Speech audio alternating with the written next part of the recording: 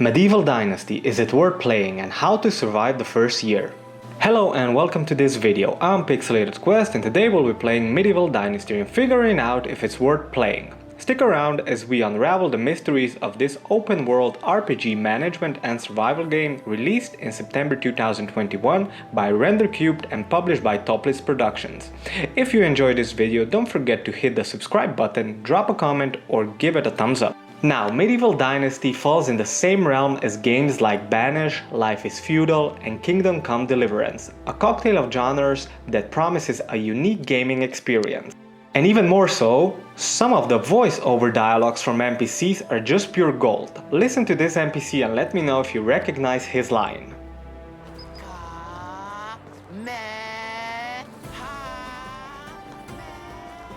Since its release, the game has seen regular updates with a significant one in December 2023, introducing a co-op mode in the new map area, the Oxbow, but for a die-hard single player like me, it's all about the solo experience.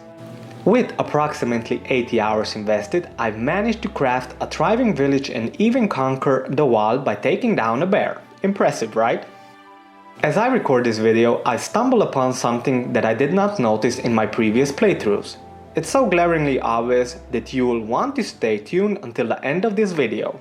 So I reinstalled the game and give it another go, and here's my take on it. The medieval-inspired real world of Medieval Dynasty unfolds before us with a landscape that strongly suggests a European setting. While the game does not tie itself to a specific real-world location, it provides a rich and immersive backdrop for players to explore and carve out their dynasty. For this video I have chosen to go with a classic single-player mode known as the Valley. Once the game loads in, I find myself in the middle of a forest with a sign in front of me pointing the way to nearby villages. Now, one of the first things I like to do in such games, make sure if it has fall damage. Yep, confirmed, fall damage is a thing in this game, good to know. As on my first playthrough I picked Gustovia, I will do the same now, as I am already somewhat familiar with the locals there and know what I can steal where in the village. As I make my way down to the village, I gather materials early on and fashion myself a trusty stone axe. Upon reaching the village, I engage in a chat with a fellow named Unyegost, who immediately hands me my first mission. Next up is to build my home, so I go and try to chop down a few trees, but I noticed that a recent update that the developers made to the game made it impossible to cut down trees in close proximity to a village. So I just go further away and do my chopping there. Returning from the village, where I managed to borrow some straw, I am now ready to build me a home. A simple home requires nothing more than stones, logs, sticks and of course some straw. Next on the agenda is hunting, a crucial element for survival in the harsh winters. Armed with a freshly crafted wooden spear, I venture out to confront the local wildlife. Here's a reality check. You're unlikely to raise enough money in the first year to splurge on quality winter clothes. If you don't want to succumb to the freezing embrace of winter's chill, yes, you can freeze and die, stockpiling on simple meats like roasted or dried varieties becomes crucial. This ensures you won't have to venture out hunting during the freezing winter days.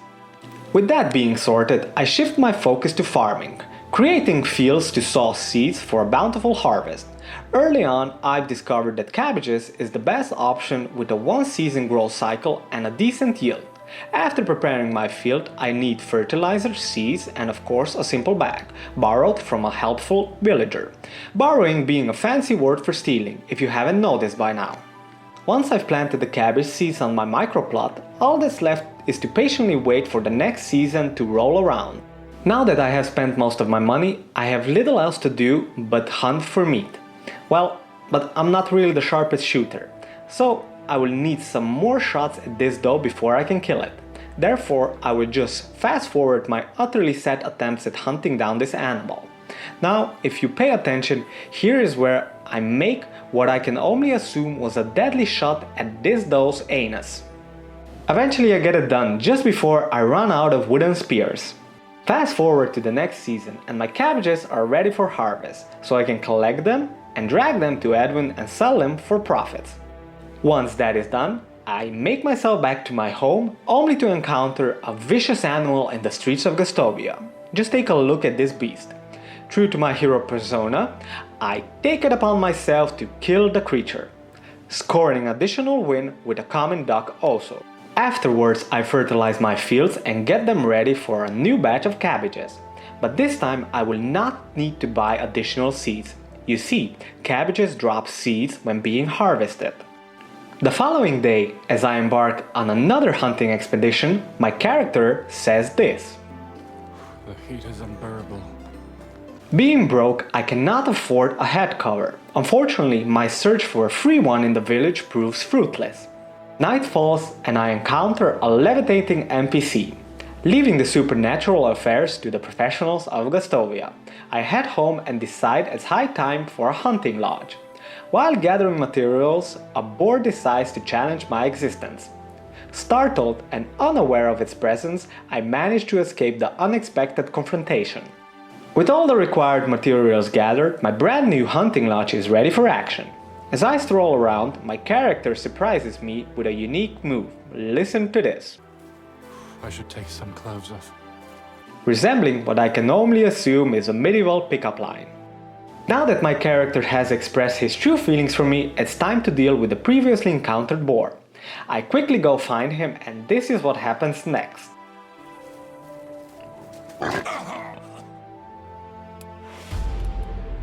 Loading back into the autosave, I continue where I left off by attempting to kill this boar, and eventually I get it done. While swimming back from Borovo, I notice there is no swimming animation in Medieval Dynasty. Take a look for yourself. Apparently, Jesus mode is the only way, complete with a touch of CSS code, margin top -5 pixels. With summer behind me, I decide to grow rye grain, the only plant that thrives from autumn to spring, maximizing my winter downtime.